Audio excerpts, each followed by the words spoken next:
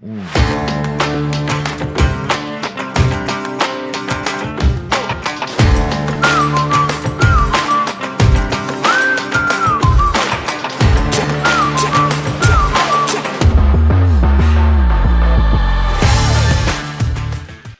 we go, Chev. I think we've got it. I think, well, do we have to tell them that it was our second try? Because we've already got Bruno piping in that we're like the Rolling Stones in concert. Yeah, well, I don't. Okay, you there? Sorry, I had it going on YouTube, and I'm ready to go. Yeah, I think we're live. We're rocking and rolling. Everyone's in on the fun tonight. We got the boys there. Who we got in tonight already? On our little roll call, we got Bruno, we got Rob Evans, we got Rubio, the man. Welcome, guys, to the Chevy we're not the Chevy and Nasty show. We're the ride with Chevy and Nasty, and we're happy that you're joining us here on Tuesday night. It's a great day in sports, as you can see. Sheldon's wearing the Oilers blue. I was wearing it before. But I'm putting it down now just because I've been wearing it the last 3 episodes because I'm the only believer in this place. All my Oilers fans last week, or my Oilers friends last week, were non-believers. So I've been keeping the home fire glowing, and lo and behold, we're going to go to Game 6. So we'll talk a little Oilers tonight, Sheldon. We'll talk a little bit about your trip that you took, your boys' trip, and that sounds pretty interesting. We'll talk a little bit about Father's Day, because you know what, you and I are both fathers, and Father's Day is supposed to be a very pleasant time. So we'll talk about that, and then we'll talk about a few other things, and then maybe wrap it up with some CFL. I see AC Sports Live joins us. How's it going, AC? He would just be wrapping up his show right now. AC, glad to see you could join us, buddy. Definitely be wrapping up his show right now. So Sheldon, before we begin, I want to get rid of this stupid little note that says I have another thing open. Can I close that somehow? Because it's just, there's a little X on there. You just got to hit that. I don't know. I don't see any X's. But what? Oh yeah, it's so tiny. Okay, that's gone. All right. So Sheldon, where do you want to start? Do we want to start where we always start? You got to start with the Oilers, man. Unless, are you saying you want to jump right into your poem? I want to jump into the poem, and then we just get to the show. What do you think? Oh, let's see what we can do here. And I got something special for you guys here this week. I've been doing a little bit of practice on my downtime here, and I think I'm ready to pull this off. Except you probably can't hear it. No, that's the wrong one. Oh, fail, guys. Sorry, bear with me 1 second here. Oh, here we go.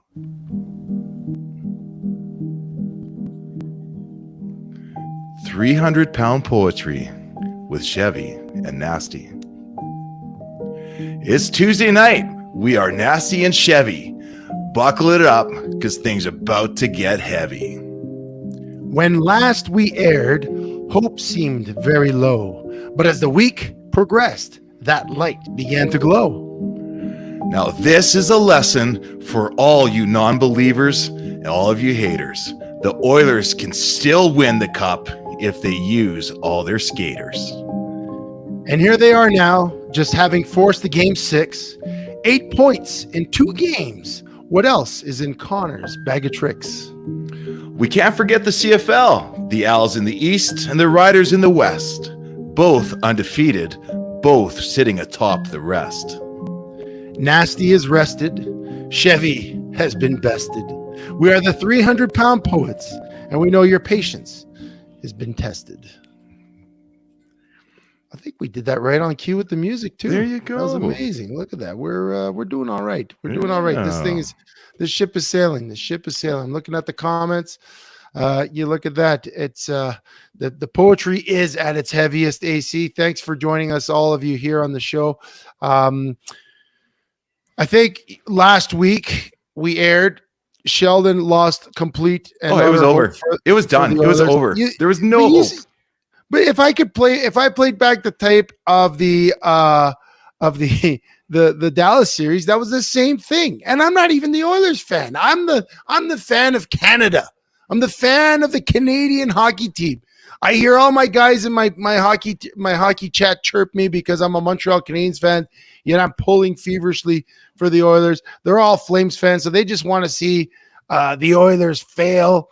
All of Calgary wants to see the Oilers fail, and here I am holding up the flag, holding up the torch for all you Oilers fans. Last week they were down. What was it? They were down 2-0 in the series. Yeah. When we left, I wasn't allowed to text you. I'm not allowed to text you anymore during the games. If I text Sheldon, they start losing. So the luck is I don't text Sheldon. I got to wear my Oilers jersey. All this stuff, and they left down 2-0. It was a 4-1 loss to Florida Panthers in Florida last week.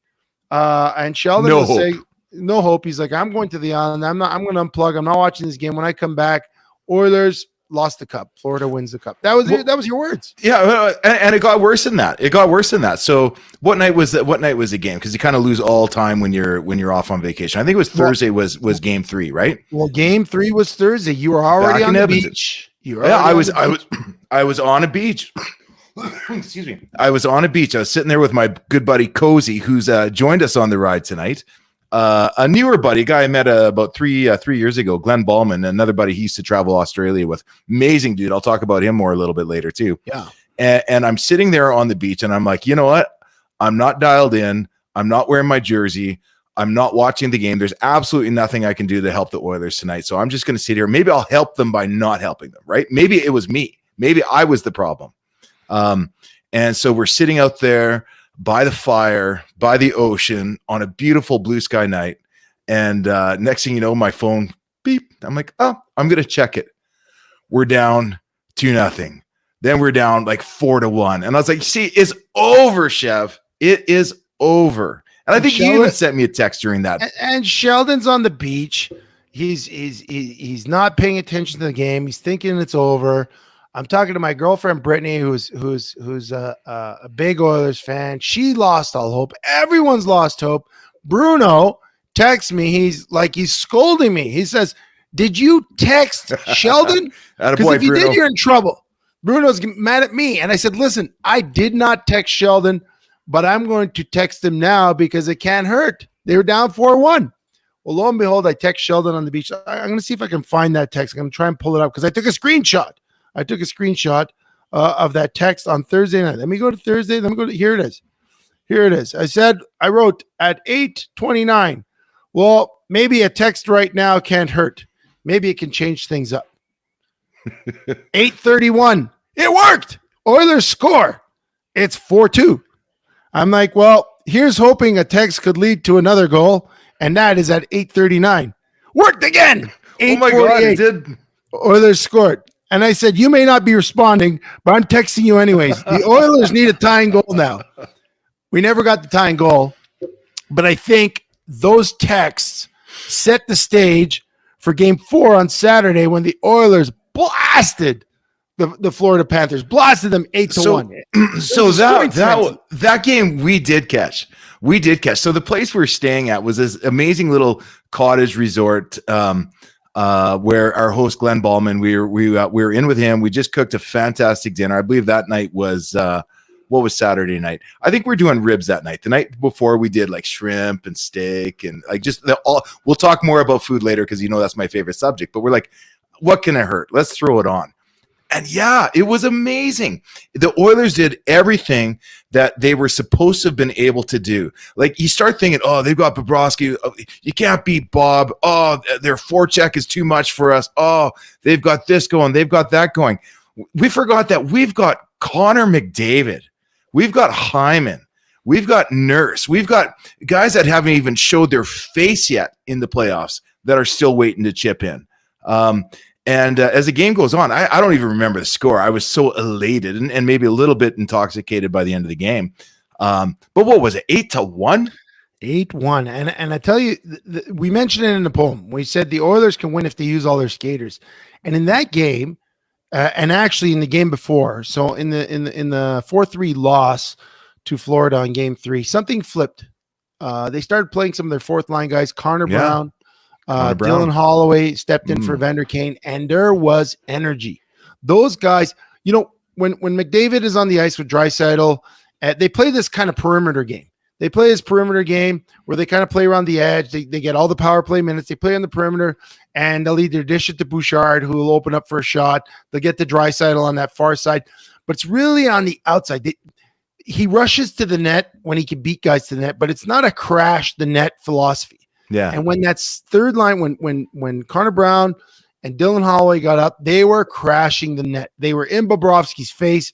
They were making his life miserable. And those 2 goals they scored, when I texted you, was a direct result of that type of pressure. And they brought that to game 4 on Saturday. They put and Dylan Holloway for me was the star of the game. Yeah.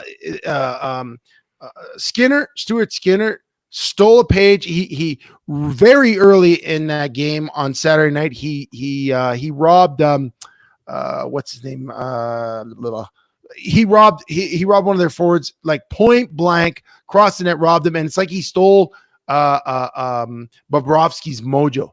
Yeah. And Bobrovsky slowly lost his mojo as they were he didn't even slowly lose it. I think he quickly lost it. Yeah. Like, you go back, I didn't see game 3. Yeah. But something goes in your head when all of a sudden you let in 3 late goals. That doesn't happen to this guy. It hasn't happened to him yet the entire playoffs. Sure, they've had their losses and tough series, but he was on such a high, playing so focused, so dialed in. And then all of a sudden, I'll tell you what, you get that chink in your armor. And you always hear guys say, no, it's one game at a time, right? No, we're focused. We're expecting this to be a tough one. We're expecting this to lose. You say all the right things, but I'm sorry. I've been on that field where even that little seed of doubt comes into your head. It's a bastard. Oh yeah. It haunts you. And you try forcing it out. No, I'm bigger than this. This is not going to be in my head. And then, the very fact that I'm pushing it out of my head means that it's in my head, and it gets, the doubt starts to creep in, followed by game 4. Now game 5, another dominant performance by the Oilers. Skinner was great. Oh, he started off on fire. He was robbing them point blank. He would look solid. I thought towards the end of the game, I was watching the whole game tonight, thought towards the end he started to become shaky Skinner again. Yeah. And the Oilers were losing a little bit. But you got to understand, Florida's going to fight. Florida's a tough game. And I thought this was a good game for the Oilers because you know what? It was contested. It was close. They had to hang on to the lead. We saw in the Dallas series them go up and lose a lead. We saw them go up in the Vancouver series and lose leads. And tonight, even when they took the lead early, I was like, oh yeah, we got this. And I'm like, hey, wait a second. This is the same team that had 3-0 leads and lose games in this very same playoff year. So I was very nervous that they'd lose it again. But you know what? To their credit, they fought hard, and they fought off a couple of really solid Florida offensive zone entries. And again, Skinner made some early huge saves. He was solid. He wasn't giving up any rebounds. Like there was the couple of goals, the 1 or 2 goals, there was a lot of traffic in the net, and he kind of got pushed out of the way on one of them. But go ahead. You know what blew my mind from that? So was it Brown or Holloway? Who got the shorthanded goal? When tonight? The first goal, the first goal of the game, shorthanded goal. The Oilers, who are known for their vaunted power play, now their penalty kill has outscored Florida's power play 2-1. Yeah, no, isn't that insane? Yeah. When your penalty killing is outscoring the opponent's power play, your special teams are dialed in. Is it Connor Brown? Connor Brown. There you go. Unassisted on a backhand. And I think it was his second one in the playoffs too. You know what's cool? You know what they played tonight? They played tonight a clip from Wayne Gretzky breaking down the game a couple of weeks ago. I think it was against the season opener or the series opener. Yeah. Series opener. And yes, and he was talking about Bobrovsky and how good Bobrovsky is on his glove side. And if he was going one-on-one on a breakaway against Bobrovsky, that he would go to the blocker side. Well, someone must have watched that because that's exactly what Connor Brown did. He went to his backhand over and they showed that since Wayne Gretzky kind of mentioned what he did and since they started scoring, a lot of their goals are to the backhand. But they're making But like honestly, I walked into the office last week thinking, you know what, McDavid might be the best player on the planet, but Bobrovsky's the best goalie on the planet, and right now the best goalie is trumping the best player, and now he looks human. He looks human. But the other thing that Gretzky said is he was comparing Barkov as such a complete forward, right? And he says, yeah, well, and I had to go through the same thing when we were playing the Islanders back in the day with Trottier. Yep. And what'd you do to beat him? He's like, I didn't score a goal that series. He says, if you've got to shut down, if you're going against an opponent that is hell bent on shutting you down, some guys can't. Some guys can do it. Even more of a big thing that McDavid has continued that insane playoff performance, even though he hadn't scored a lot of goals in the series. He's setting records in terms of assists. And that last goal of the game on that empty net attempt when Tkachuk goes diving in, he times it up because the puck's got a little bounce to it. He dives and just bats it out of the way. But everybody else on the Panthers had given up on it already. McDavid just bloop. Beautiful goal. That was we do poetry every week. That was poetic. That was poetic. Tkachuk, the biggest rat of them all, dives in. He made a beautiful play. That was a fantastic play. Yeah. But unfortunately, he put the puck right on Connor's stick, and Connor doesn't miss an open net with no goalie in there and at point blank range. So very happy for the Oilers. Very happy that it's coming back to Alberta. I'm hoping that the non-believers, the hopeless out there, if you're downtrodden about the Oilers, you've got a little bit of hope, because I'm holding the candle high.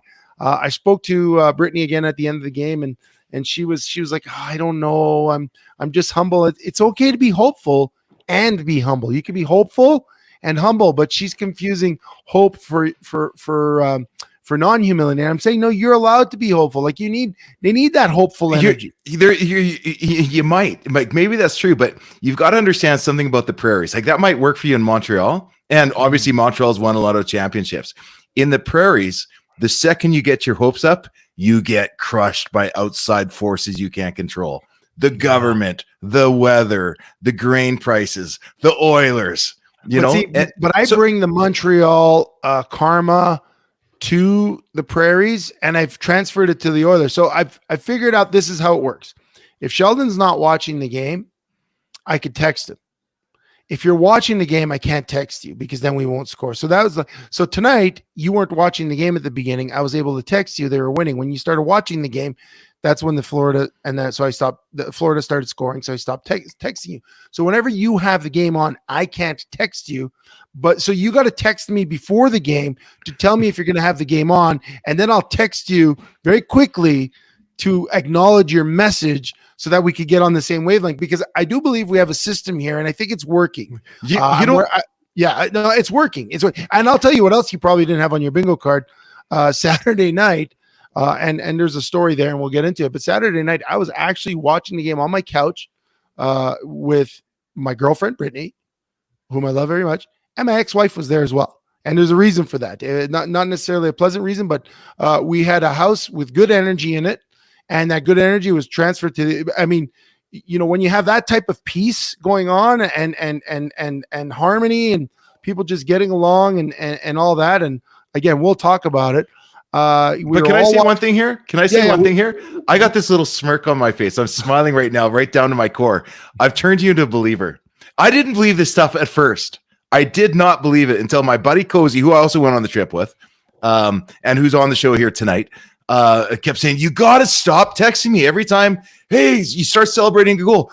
A 2-goal lead in the second period is nothing. Keep your head in the game. He's just like stern with me, right? But at first you're like, I don't know if I believe that or not. But now you're like totally bought into this philosophy. I love it. I love it. He said it. It's science. It's absolutely science. It's total science, and it's important that we keep up this for another couple of weeks, and then we'll be good. I think there's a week. Hey, right now I just want to acknowledge here. Hey, Ernie Regas, hi, all back again. Ernie, great to have you on here. Daryl Macavina, the cup is coming to Canada, but the Cats are taking it. Come on, Daryl. Come on, Daryl. Where's the? Well, he's a Calgary guy. Performance Freight Management, by the way. Daryl sponsors our show. Great sponsor of this fine production. But he's a Pittsburgh fan, so there's not much Canadian love in his hockey. I guess he just hates Canada. Like, he hates Canada like Rubio hates poutine and Thanksgiving. Though, I want to know. Here's the question. I haven't talked to Daryl for a while. I've got to figure this one out. You know how Calgary with our water crisis has just got a bunch of those big, like, truck wide concrete pipes getting shipped up from San Diego, right? They just happen to have a couple of extra ones that they didn't need, were the wrong size. Do you think Daryl is shipping those up and we just don't know? Like, is Daryl like the caped Calgarian crusader that's like saving the water crisis? Daryl, you're gonna have to chime in on that, because even if you're not the guy that's bringing those pipes up, I bet you would have had a solution to get them up here. He probably does.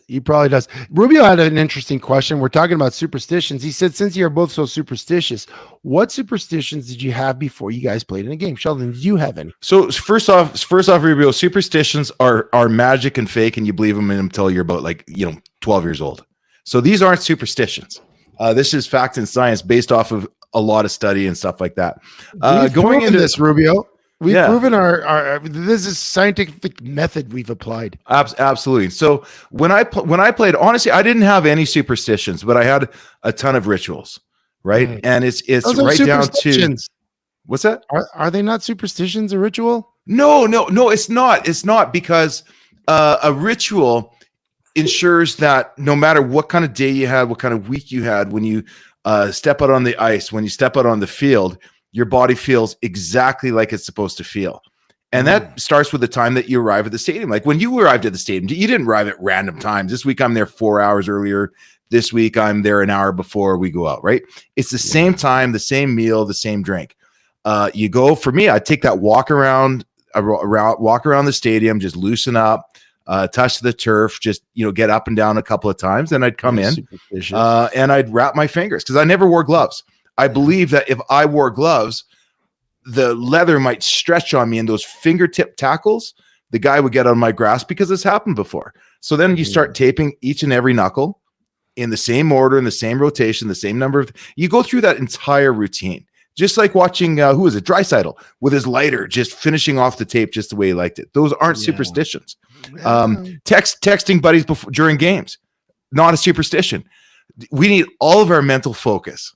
Right? It's not like Rubio, when you were playing at UCLA, were you like texting buddies during the game? No, man, you stayed focused, right?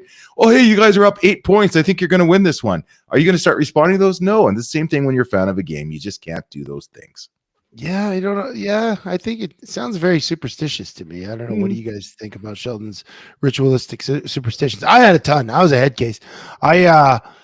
Yes, I did show up at the stadium a little bit earlier. I did, I guess, what else? I had a playlist that I always had to listen to. That was very important for me. And, the same songs. It was U2, it was Creed. I'm trying to think what else. There was a couple of different songs. I have a T-shirt that I wore since college. I still have that T-shirt that I found in an old T-shirt bin. It was it was a Airborne T-shirt. It said "Mess with the best, die like the rest." So I had that. I had a whole bunch of stuff, and I maintained that till about, I don't know, till I was 40. Till about 38 years old. And then one year I was like, man, I got to drop these superstitions. And I got to drop these rituals. I got to see if I could still perform at a high level without all this crap, because it was driving me nuts trying to keep up. And the 1 year I did. I dropped all the things that I had to do, like the stuff that I really had to do, that I thought, if I don't do this, I'm screwed. I dropped it all. And guess what? I still played well. I still had my playlist I listened to, but I tried different food. I did different things. I didn't always tape my legs if I didn't feel like I had to.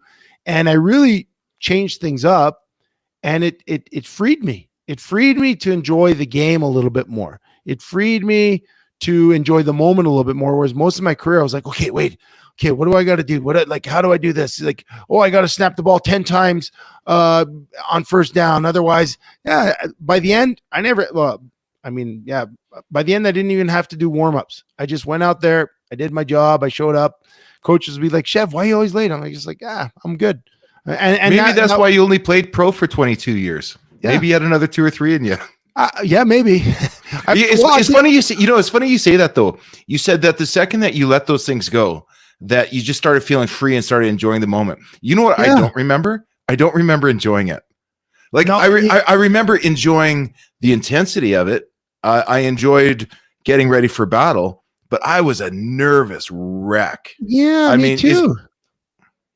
Me too. I was. Think about it. When you're a long snapper, I always say this to people. I say when you're a quarterback, if you complete 70% of your passes, you're going to the Hall of Fame. Kicker, 80% to 90%, you're going to Hall of Fame. Long snapper, you miss a snap, you're done. That's a lot of pressure, right? Cold games, weather, winter, game-winning field goals, it doesn't matter. You have to be 100%. That was a lot of pressure, and there's not a lot of snaps. Like there's a lot of time between snaps to think about your last snap or the next snap. So one of the things I did, and this was quite a ritual, is when I played, I distracted myself. So if my kids were in the stands, I was always looking towards my kids if I was on that side of the field. If they weren't there, there was a couple of years where you were in the stands. You had season tickets right behind the right behind the bench. And I would kind of communicate with you and just distract myself. I always look for pretty girls in the stands. That was an easy way to distract yourself. If there's some pretty faces, good looking people, then you can kind of just forget about the game. And then right before I had to get on, I could zone in, go in there. And there's that thing, it's called the optimal performance zone, right? Like it's anxiety versus preparedness. And if you're too high, you get in the red and you don't perform. And there's that zone where you need to be just the right amount of anxious, but in that it's the OTP zone, and right in that sweet spot is where you perform at your best. But if you go too much in the red, you're not good, and too much in the green, you're not good.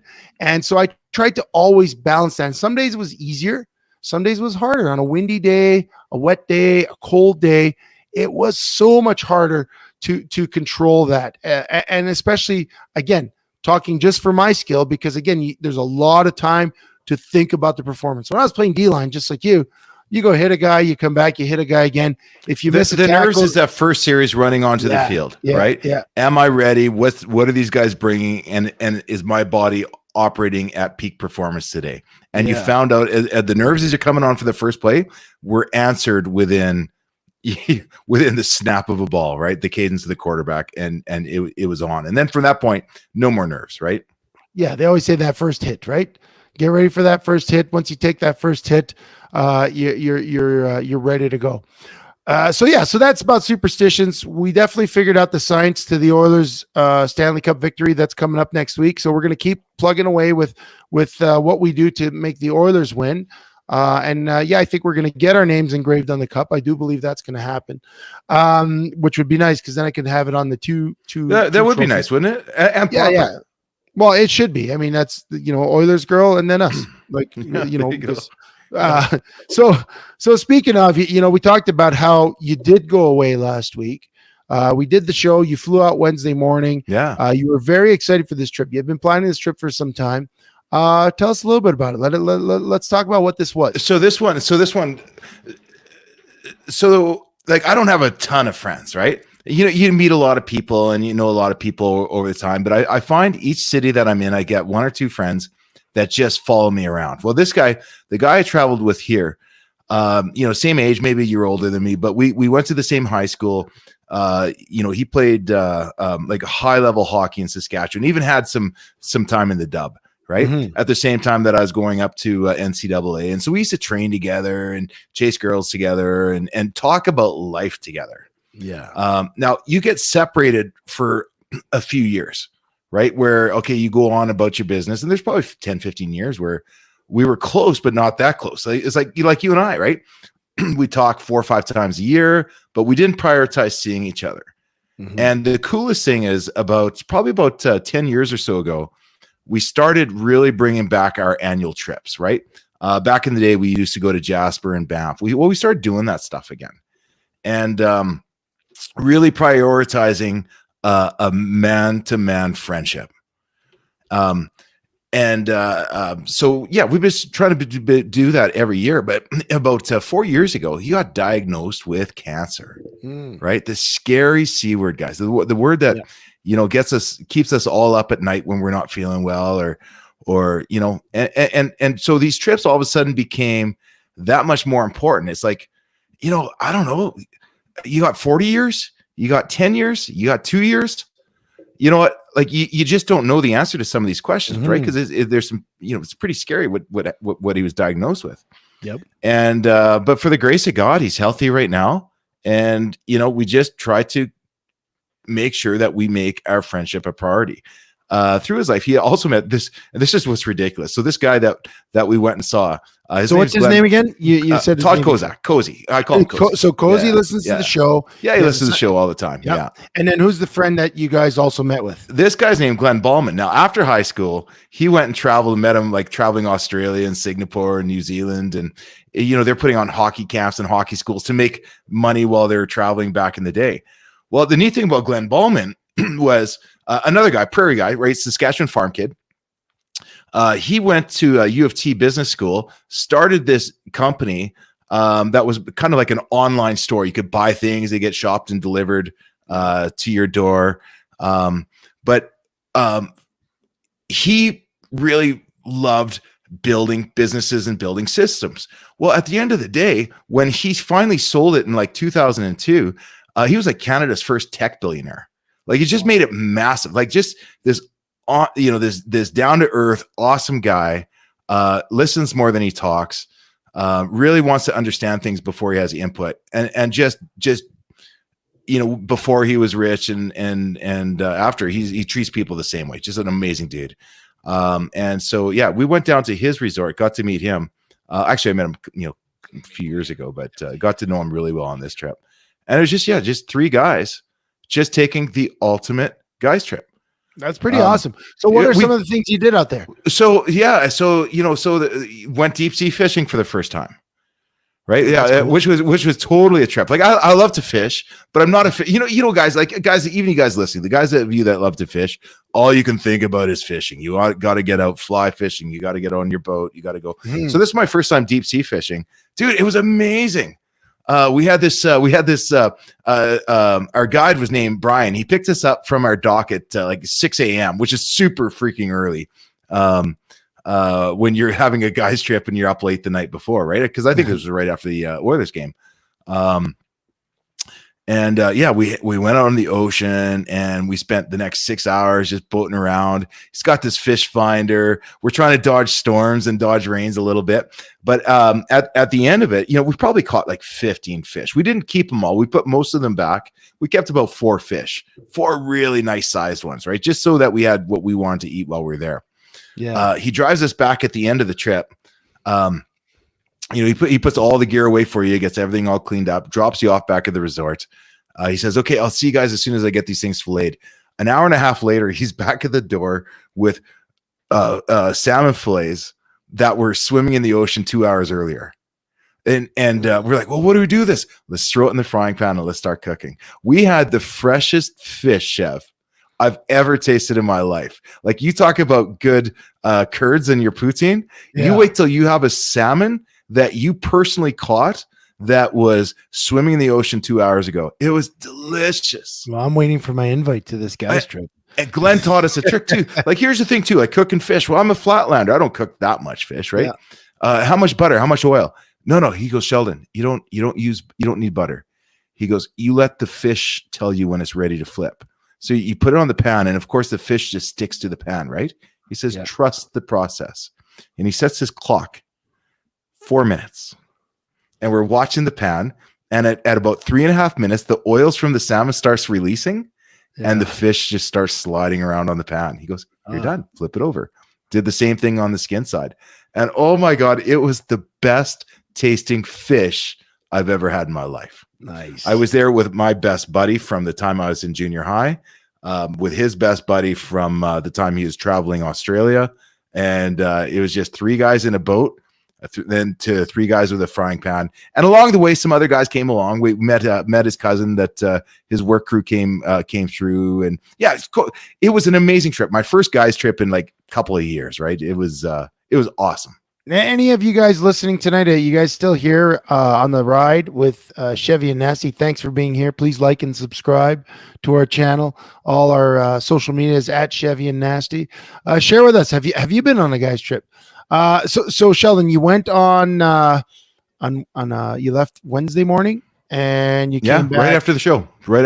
Came back last night. Oh yeah. What Oh, else okay. Okay. Hold what on. else This did you do now besides here's a training? horrible thing. So here's the thing. Yeah, We're yeah. like, okay, we're having an adventure, right? So my wife works for WestJet. And we're like, hey, we're going to play the standby game. We're going to get our standby tickets. We're going to fly out there and back for cheap. Hey, if a flight gets delayed, no worries, right? At the start of the trip, it was awesome. His flight left Saskatoon for Calgary at 6 a.m. He got the last available seat on that flight. Then Wow. we're flying from Calgary to, we couldn't go to Nanaimo, so we flew to Victoria. We got the last seats on that flight. We're talking like middle seats, right? It was awful, but we made it. So we were on a high. But on the way back, we're like, okay, this luck's going to ride out for us, right? I was fortunate because a WestJet employee agreed to give up her seat to me and go sit in the jump seat, this little small uncomfortable bench Oh, in up the in the back. cockpit, right? Yeah. Oh, in the And so cockpit, I yeah. got my seat. 20 minutes later, Cozy was leaving, no seat. Ah. The next You flight, got separated. no seat. The Oh, next geez. flight, no seat. Here's my buddy that I took, said, let's play the buddy pass game. He got stuck in Vancouver. Finally, at 11 o'clock, he goes and takes an Uber to Glenn's place, right? And then he tries to get back to Calgary in the morning. Flies out here at 6:30, makes it out here. He literally got rejected on 6 flights back to Saskatoon before there's finally a seat available. So Cozy, if you're listening to this, I'm sorry, man. I felt like a bad friend. Nah, you're a great friend. You guys had a great time. He's actually paying attention on Facebook, so it's great that he's tuning in. That's awesome, you know, and I think that is important. I've only taken a guy's trip once in my life, and I was very lucky. I did it in 2017, and it was a great time. It happened right before my dad passed. You know, I didn't know that was coming, but yeah, it was 2017 was a crazy year for me. It was a year my dad passed. There was divorce, there was dogs dying. Like, it was just a busy year, but I got to take a guy's trip with my buddies, and we went to Vegas, and it happened to be the year that Vegas went on their Stanley Cup run. Not last year, wow, yeah, but their first year, the first year in the league. And it just so happened that we had already planned this guy's trip. And, you know, I remember the Tuesday before we left, I was sitting on the couch watching the Golden Knights play the San Jose Sharks, and I think it was game 4, and they had just won in overtime. I was like, man, it would be so cool if we're in Vegas, if we could go watch the game on Friday, because we were landing Friday morning and the game was Friday night. So I reached out to a guy that used to cover the Blue Bombers, Gary Lawless, for TSN Radio. He became this marketing guy, for marketing and sports info guy for the Golden Knights. I just reached out to him on Twitter. I explained that I was going down. It wasn't for the game, but if I could get some tickets at face value, it'd be awesome. And he hooked us up with tickets for $100 each. When on the StubHub, they were selling those tickets for $500, $600, $700. So we got tickets to go see the Golden Knights game 5 against the San Jose Sharks. It was the best experience hockey-wise in my adult life. I've had a few great ones as a kid, being in the old Montreal Forum, but as an adult, that was the best game. And then we stayed for Sunday, where they do that was one of the first times I had ever seen the outdoor party while the team is away. Yeah. They did that in Vegas. Man, it was the best. And that was a guy's trip. It was the first and only guy's trip I've taken, but it was with my old buddies from, guys from junior high, same thing. And we hadn't gotten together because I live so far away, living in Calgary, and they live in Montreal. I barely see them. So we all just decided that year we said we're going to do it. So guys' trips are needed, especially, like you said, Sheldon, things happen in our lives. The reason we got together on this show is not just to talk sports and have fun and talk about how scientific we are with our superstitions, but really connect on the issues that we've been through, the issues we're going through, and the issues that other guys are going through. And so, as we see our peers and our family members, brothers, parents going through stuff, it's nice to once in a while take that step back like you did and disconnect. And even though you didn't answer your texts for the result of the Edmonton Oilers games, I knew you were doing what you needed to do. And I was doing what I needed to do on my end to ensure that, which was to text me incessantly.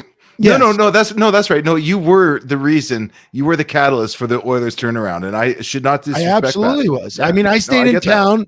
I stayed in town for that reason. But yeah, guys trips are great. I would love to be able to take more. Fortunately, when you are very busy and kids and finances and all that, it's not that easy, but definitely I would love to take another guys trip at some point. What was Rubio saying? If you're going on a guys trip, what your adult beverage choice when you are really going to let loose? What's your adult beverage choice, Sheldon? Well, this trip was interesting because, like, yeah, of course, there's adult beverages, but it wasn't about getting Yeah. smashed. Like, it wasn't like that kind of trip. That now, but that being said, we had a bottle of the rare Gibbies, Canadian whiskey, which is nice. Some nice red wines, and a whole lot of like those kind of cooler drinks with like vodkas or gins that are a little lower on the alcohol, so you just sip on them, low in sugar, Yeah. and a whole lot of beer and clams. Yeah, Um, that's all right. I mean, yeah, yeah. and that's when I was in the Vegas trip. They were selling these Bud Light oranges, and it was so hot in Vegas that those were so refreshing. But Well, I'm a margarita guy. I love margaritas. yeah, I there you love a go. good margarita. I've just become or a gin and tonic guy. You So one can't of drink those too two. many margaritas though; they'll catch up to you. Oh, you can. That's why you should. Yeah. So my buddy, my cozy, is also too like. Here's a nice thing about like if you choose like you don't want to drink a lot, or you don't want to drink at all. The new non-alcoholic beers are so freaking good. Like, do you remember back in the day when it was like O'Doul's and it tasted like mud? Yeah. There's this whole wave of non-alcoholic beverages, and now it's even sprung into cocktails. There's cocktail places that don't serve alcohol, but you can get some great non-alcoholic beers as well. But we had we had some alcohol. Yeah. Well, that's good. That's good. Now I'm looking at Rob Evans. Rob Evans says, "I'd like to go on a photo trip." Dude, I like that. Dude, I didn't know you were into photography. I'd take a photo Oh, trip he with sure you. is. Yeah. I ended up leaving. It was a last minute decision, flying standby. I left all my gear because obviously I've got all my cameras, lenses, drones. Glenn had a drone there, so I got to fly his around a little bit. I left all my gear, and I kind of regretted it, but it's hard to travel with that many batteries and all that kind of stuff. And Daryl says, yeah, he's set for Pittsburgh in October. Oh, he's going to see the Pirates, Penguins, and Steelers, the trifecta. That's amazing. Beautiful. That would be a fun trip, to go see those three teams. That would be. But here's this. So you said you'd wanted to come. Cozy just said, bring Chevy. I think next year we're going to have to talk about it. We're going to have to talk about it. Did you get back in time for Father's Day? Oh, I did. My buddy didn't. Oh, Cozy no. didn't. Yeah, Cozy. I felt so bad. He didn't get back till like 24 hours later than he was supposed to. But I did get back, and it was nice. So here is my Father's Day. I got home. I picked up my car. I drove back home. I opened the garage door, and as the garage door is going up, my oldest son, Adric, comes running out to give me a hug and wish me happy Father's Day. It was awesome. Like, nice. I felt loved and I felt missed. And you know how you miss your family and you miss your kids, but it's not till you see them that it's like, So it was nice. It was really nice. Yes. How about you, Chef? Well, I get that every second week because I get my kids a week on and a week off. So every other week I see my kids and they come in and we kind of reunite. But Sheldon, we had an interesting week. As I mentioned before, not on everyone's bingo card to be watching a hockey game on his couch with his girlfriend and his ex-wife. But we had a tough weekend. My boy's grandfather, their mom's dad, passed away over the weekend on I'm sorry. We talk about things that ail us. He had been battling for a number of years, lung cancer, and unfortunately he passed. But I had the boys that weekend, and the mom wanted to tell the boys in person, and I knew it was a tough time for her. She was very close to her dad, so I said, yeah, you can definitely come over, tell the boys in person, and again, more than welcome to stay for dinner. So we had her over. She talked to the boys. We kind of went through that, and then we just wound up having barbecue burgers and watched the hockey game. So that was Saturday night, and the boys were good. They I think they appreciated the support we had for them there when their mom left. My one son, he was taking it pretty hard, but yes, Father's Day rolled around on Sunday, and first of all, I lost my dad in 2017. So Father's Day for me is tough because I think about my dad a lot, and I don't get to call him up and say, hey, you doing? So, that's one thing, it was tough on that front. But at the same time, when you're a single dad, you pretty much in your own corner to try and make your Father's Day. So I had all these plans and expectations, and I'm going to cook good breakfast for my kids because that's what I want them to do for their kids. And can I jump in for 1 second? Yeah, then we're going to keep going. We talked about that on the island. That Mother's Day, give mom the day off, send her to the spa, send her shopping. On Father's Day, it's a work day.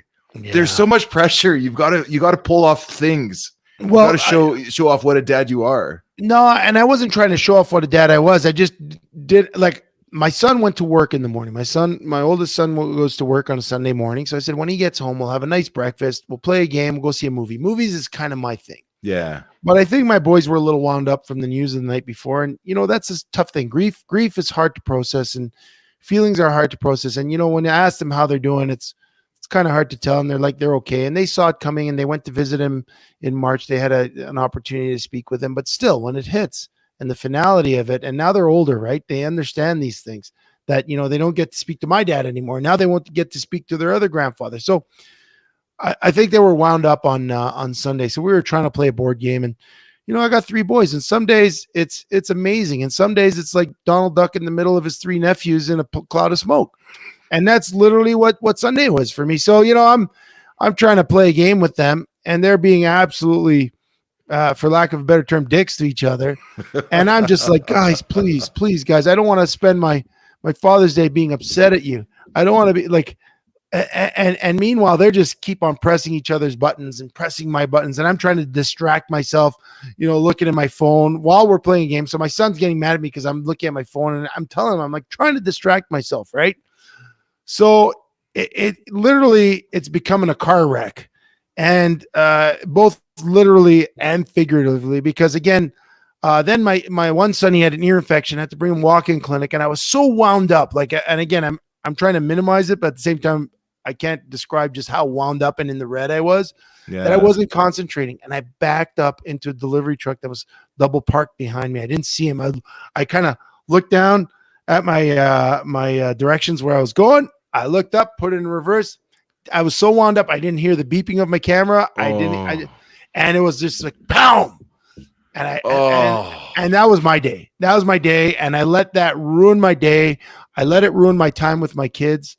I couldn't bounce back. It was a tough, I'm going to say, like, I'm going to admit this right here. It was a very tough mental health day, because here I am, wanting to make the best day possible, wanting to go watch a movie. We went to the movie. I brought him to the walk-in clinic, but I was pissed off. I didn't even want to talk to my kids. I didn't want to see my kids. I bought them snacks. I didn't want to do any of that. But I was like, you know what? I got to do this stuff. But I was so mad, and I know they were mad, and they were at the same time. I was trying to tell myself, give them grace. They're processing what just happened with their grandfather. But at the same time, I couldn't let it go. Yeah. And I really went in a spiral that day, and it sucked. And then, I got people texting me all the great stuff they're doing for Father's Day. And everyone's like, oh yeah, my kids did this. My wife did this. Well, how about you? And I just didn't answer. Like, what was I going to say? And I didn't want to bring anyone down my rabbit hole of like, oh, what was me? So I just didn't answer anyone, but really it wasn't a great Father's Day. And I think there's a thing there that it doesn't have to be perfect. And you know what? The next day, it took a while. I'm not going to lie. Like, I was in a funk on Sunday into Monday. And then Monday, the kids go back to their mom. So here it is. You process oh, geez, like, I wasted Father's Day being mad at them, but I couldn't not be mad at them because I was mad. I wasted Father's Day. And now they're gone to their moms. I'm actually leaving for Montreal tomorrow, so I'm not going to see them till next week. So then you feel guilty. You feel rotten. But at the same time, like, the stuff I was telling them, was true. Like, when you guys are pushing each other's buttons and I'm telling you to stop, you're not listening, and I'm escalating. That's parenthood, right? And that's kind of when we talk about this show. It's not just that's the rock stuff. That is not the Instagram moment that everybody else was lying about. Yeah, on that day. But who hasn't felt that? I've had those days where, geez, I know my job was to be the bigger guy and respond better. And some days some days it's tough. Sometimes at a certain age, the kids, when they're 10, you can like hit that reset button and really get back to it quickly, because everybody just wants to find peace. When kids are teens, they're like, yeah, Dad, you're being a dick. Right. Yeah. And it's tougher to recover from that. But don't forget this, Chef. Like, I've seen you with your family and with your boys. Your boys love you. Oh, and I love your boys. You guys do so much awesome stuff. you're allowed to have flare-ups. And I'm sorry it happened to you on Father's Day, but you're a hell of a dad, man. And they're amazing kids. And your sons are amazing. They're amazing. great, but that day was like it Hard. literally and figuratively was a car wreck. Like I can't believe. First of all, I can't believe I backed up into a van. Like thank God there was no damage to his van. It was all on mine. But I know if it had. This is the thing, and I wasn't going to talk about this. I wasn't going to talk about this for the reasons like you feel so much shame when you go through that, right? Like man, like everyone else had these buffet lunches and families brought them this and like my boys woke up. Yeah, that was Father's Day. They woke up. Happy Father's Day. I'm just watching Daryl right now. He's saying that he had some stuff happen too, where a couple didn't even reach out to him. He was far from that baseline, and that baseline, of course, is just when you're sitting right where you're supposed to be. And sometimes you're not on that baseline. Sometimes you get pulled off of that.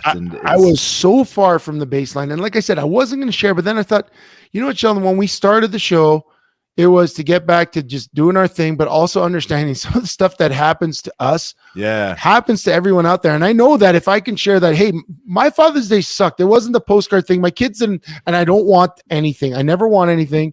But when you're looking at everyone that's like, great. Like, first of all, not having a dad around is tough because then I couldn't pour into him, and I look, I'm going to Montreal on Monday to help my sister with some things. And I've mentioned in Christmas time, my brother-in-law passed unexpectedly. And there's 3 little girls that don't have a dad to celebrate. Right.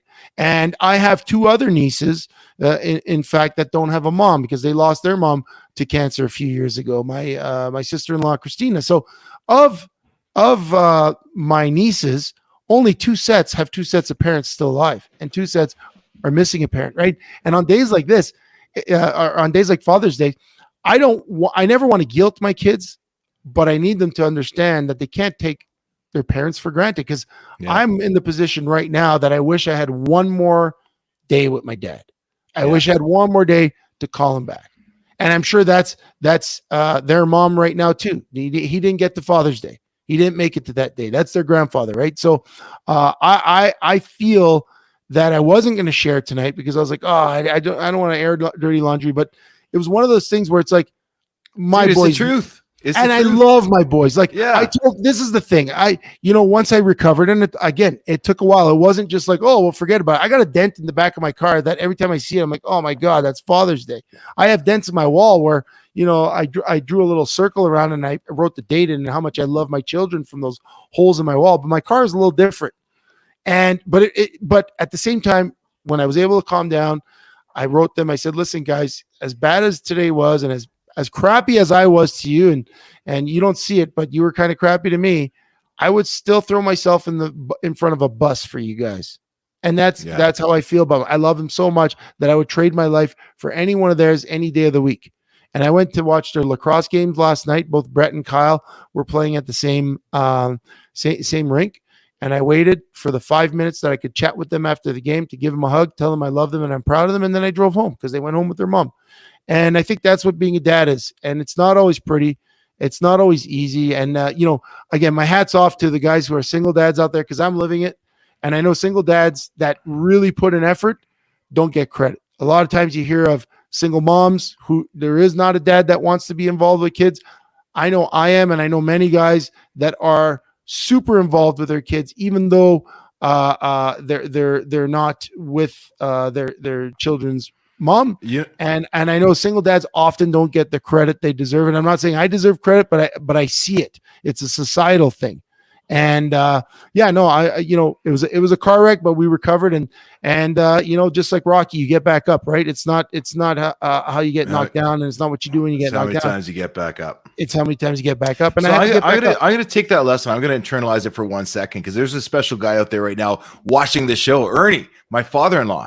Hey, I was busy Ernie. traveling. I was too busy, Ernie, to wish you a happy Father's Day for giving me the gift of your daughter. Ernie, happy Father's Day, man. Men, we gotta take care of each other, and I'm sure each and every one of us, and each and every one of you, I know I have had those days where it didn't go to script, it didn't go to plan, and you walk away. But that's part of the process, right? Yeah, you learn more from the failures than you do from the successes. The successes feel good, right? But it's those Absolutely. failures where you say, okay, that's where you remind yourself about self-control. How do I approach other people to get so then they're not so armed? And quite frankly, you know what you sound like to me, Chev? Sounds like you need a little downtime and you might need a Yeah. guy's trip coming up here. Well, you never know. Like I'm going to Montreal this week. It's gonna be a little bit heavy, but also like nice to reunite with my family. But it's a commitment I made to help my sister out, help my nieces out, and that's what I'm doing this week. And that'll be a little change up for me. But yeah, Rubio said you never stop learning as a father. Absolutely. And Yeah. and you know the thing is, just to get back into that, is it's really like football, right? Football.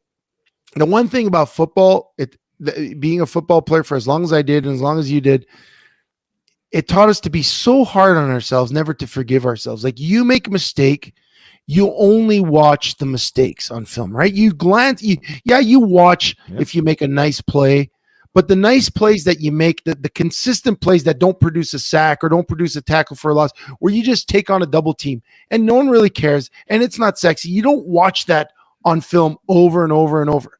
But I guarantee you, if you miss your gap, if you miss your step, if you miss a tackle, you cheated to get outside because you're going to make this stellar play, and the whole defense broke down because of it. That's what. And then you watch that on film. You ruminate on it. People ruminate on it for you. You program yourself that that's how to operate with feedback in real life, and that's what happens, especially to me when I mess up, especially when I mess up with the people I love.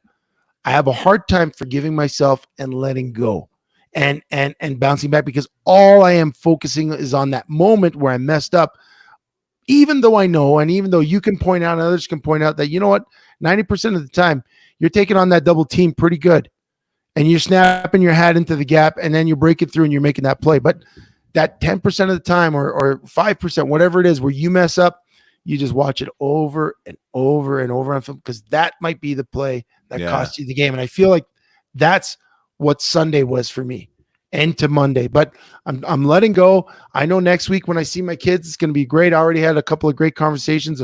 I asked my son Luke, I said, Luke, guess what? You get to drive me to the airport. And if you can do that for me, you can get to use my car for the week. My dad never let me use the car. My dad hated lending me the car. So I know that I'm doing some things all right, and I'm trying to show grace, but that's life. And I love that we created this platform to share, because again, I kind of know Daryl's story, but it's his story to share, and for him to share with us that, even for him, he was off his baseline. I know there are guys that, when you hear silence from them on big events, is because maybe it didn't go so well. Maybe it wasn't all rainbows and butterflies and sports games and their kids taking them to the pub or for golf. And maybe it was just their kids woke up, said, "Happy Father's Day, Dad," and then they went to play video games or whatever they did. It wasn't special. Yeah. And so I figured, you know what, let's share for that. You know what, though? I totally agree with you. And I'm just going to point out one more thing too. But that's the secret of being a man and secret of being a dad. You don't do it for the Instagram likes. Right. And that sometimes, not everything's balanced, but you just remind yourself, am I doing my job? Am I keeping them safe? Am I keeping my composure with them, keeping so that they can be strong, comforted? And to that point, if I did it for the Instagram likes, I would have posted a post on Sunday about how great my kids are. And what? I wasn't feeling that on Sunday. So I didn't. But you know what? No dad would have believed you. Yeah. So you have those moments where, hey, that was a great day. But I think every guy can relate to the fact when things don't go the way you planned them to. And the other thing I was just thinking of, it just came to me too. Even as a single dad, it's a whole different set of pressure. Like when you're in a relationship, you've got a husband and wife, and everybody's in town. That takes a lot of the heat off of that, and you're a little bit more settled versus, okay, I've got them on Father's Day this year for the first time in 2 years. This has to be special. Like, you're squeezing that stick.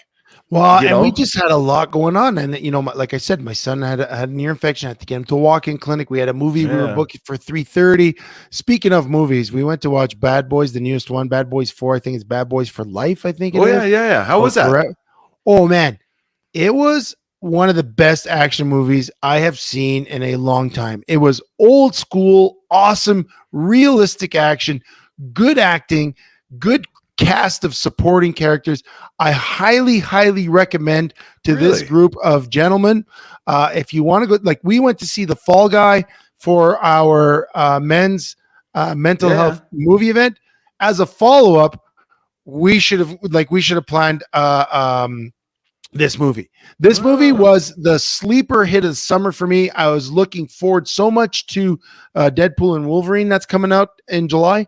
This movie kind of snuck up on me. It was like the boys were like, "Dad, we got to go watch a movie for Father's Day, right?" I'm like, "Yeah." When we were in the planning phases before the car wreck, and I was like, "Yeah." The only thing that was really playing was Bad Boys, and I was like, "Yeah, I seen the first one. Yeah, I seen the second one. Yeah, I saw the third one. Okay, let's go." Mike This movie, Lowry. Mike Lowry. Sheldon, by the time this movie was like, I knew it was ending, I was like, oh, they got to make another one. Like, I Wow. need a sequel. Like, Well, it's so good. Will Smith needed a comeback. I mean, Oh, the same thing, right? He didn't know, he was just trying to be a good guy for his very dysfunctional relationship that he was in. It's It's what good to this see him. movie Maybe was? he's coming back. Like how the Tom Brady roast was a throwback to comedy of old. Yeah. This was a throwback to action movies before it got so like filtered. I'm not gonna say woke, but like it was just like they swore. Yeah, totally. There was drugs. There was shooting. They It was character weaknesses. yeah, and it was such a good movie. So I was happy I got to watch that, even though I was pouting the whole time. I didn't even. This is how childish I was. I was so mad. I bought them, and you got to know how much I love movie popcorn. Like I love movie theater popcorn. Like I love it. I will buy 2 bags if I had to buy 2 bags to eat more popcorn. I bought them popcorn and snacks. I didn't even have one, and my one son tried to offer me, and I was just not having. I was like, nope. Really? I was so mad, Sheldon. I was so mad. But the movie was great. The movie was great. I wish I had a redo on the whole day, but it was great. Sheldon, it is 12:03. I got to be up at 5 tomorrow. I know you got to be up, but you know what? We can't leave without talking some CFL. All right, really quickly, because I didn't get to watch anything of this, but you're reading my mind because I just pulled it up. Yeah. So what I did see here, and this was crazy because I know James is a big Bombers fan, and after the Bombers lost in a rematch, a Grey Cup rematch, which they shouldn't have, because you always win. The losing team in the Grey Cup or Super Bowl always wins the rematch. But I think that's because we picked them. Yeah, well, yeah. Who did we pick last week in this game? Who did we pick? I understand the Bombers losing to Montreal. They lost to the Red Blacks coming off of a bye. Yeah. Chev, what happened? Did you see the game? 23-19, Red Blacks win. I can't even name you the quarterback. Well, the quarterback was Drew Brown. Drew Brown out of there you go. Yeah. Oklahoma State. He played for who the hell is he? Well, you know what? He was only the backup to Zach Collaros for the last 3 years. He only got in last year, and I believe he played in all the games as the backup. But he threw 9 touchdowns, he threw over 800 yards last year, and no interceptions. Really? Enough of an impressive resume. Yeah, that the Red Blacks signed him. They had no choice, and they signed Strevler, so they let him go. He signs with Ottawa, and he comes back and slaps him in the face with a loss. I kind of like it. Wow. I kind James like says he's going into hiding. In the Bombers' defense, though, I think Lawler's was hurt the week before. Yeah. And I hear Oliveira, I don't know if he's hurt in the game or going into it, but they've got some injuries. But Winnipeg, you got to figure life out. That's horrible. You cannot be losing to the Red Blacks. That's stumbling out of the gates for sure. Now you definitely. Yes, yeah, completely. That's a misfire. That's not the start you want. And again, I don't think after week 2 anyone is the clear favorite to be the Grey Cup champ. But I definitely see some impressive things. Okay. You can say that, and maybe it's not time to panic. But Als and Elks, 23-20. Alouettes beat the Elks as they should have. Elks are 0-2. But they took the Riders the distance, and they took the Owls right down to the wire, and the Owls are looking good. I didn't see the game. I don't know if they played as impressively as they did against Winnipeg, but there's 2 0-2 teams right now in the West. You got the Bombers and the Elks, and I'm starting to without watching the games, I'm starting to favor the Elks. Like, what's going on in Winnipeg? I think there is a problem there. Oh, there's definitely a problem there, and I don't know what it is. They're gonna figure it out. But dynasty no more. Well, I guess last year it proved that. But Montreal is playing solid. Like Fajardo is clicking on all cylinders. Like he's doing really well, and they're looking good. Even more impressive, the Elks, they might actually be some competition in the West. Riders Ticats 33-30. Oh, Bo Levi lost again. But I'm a believer. I like saying that, but I'm a big believer in Bo Levi Mitchell. He had a great game last week when they were playing. Great game?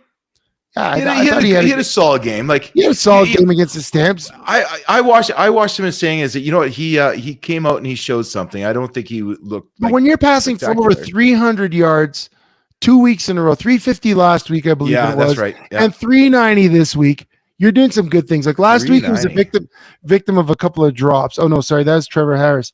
Sorry, Bo Levo, it was 380. 380. Oh wow! So that looks like it was the game of the week. But that's what I'm saying. They were neck and neck. Like Bo Levi Mitchell is not the reason they're losing. I mean, obviously the Riders won it on a game-winning kick. I think you give him the ball back, he gets back. It's one of those things where time ran out on them. But yeah, Saskatchewan, under the watchful eye of Corey Mace, they're proving they're the real deal. Because again, they beat the Elks, who went toe-to-toe with Montreal this week, and then they beat the Ticats with a last-second field goal, and they're 2-0, and Montreal's 2-0, and the two perfect teams in the league. Everyone else is kind of jostling for position. BC won their home opener, 52,000 people in the stands, Sheldon. Yeah. What's the highest number of people you ever played in front of in the CFL? What was your biggest crowd? Oh, I don't know. Yeah. Don't know. Would your college crowds have been bigger? Oh, way bigger. Yeah. So what would be a large size college crowd for you?